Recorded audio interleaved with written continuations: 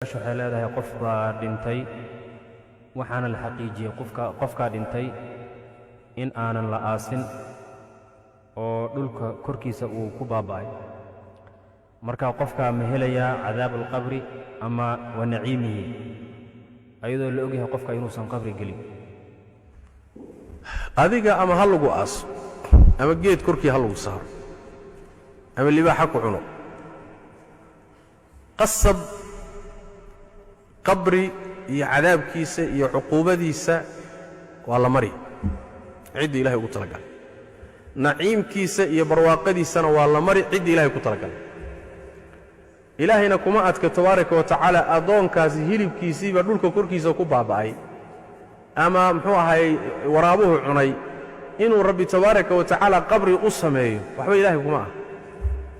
marka macnaheedu ma aha يعني wax weeyaan ruuxu haduuba dhulka korkiisa ku baabao qabriba geli maayo de saasaaba la wada samayn lahaaba igubaaba la dhihi lahaa muxuu ahaay sida gaalada qaarkood sameeyaan sidaan qabriba aanan laygu cadaabinba marka taa laguma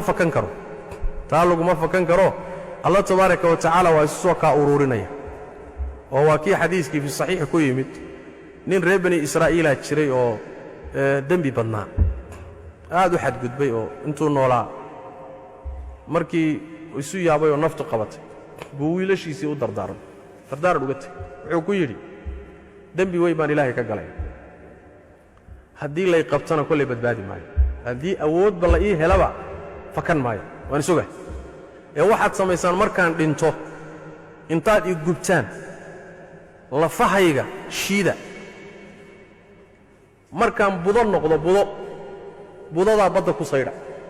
maalin dabayl badan ay socoto intaad la fiirsataan badda ku saydha dabayshu halla kala tagtay ilaahay hadduuba iqabtaba kolley cadaab badan waan mudan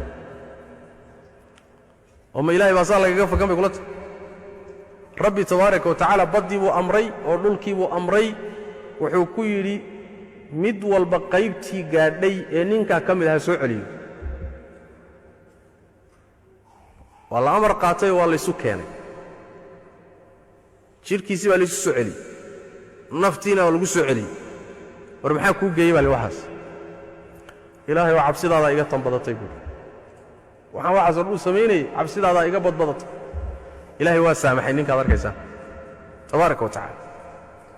marka ama adigu isgubo dambas intaad iska dhigto kala biti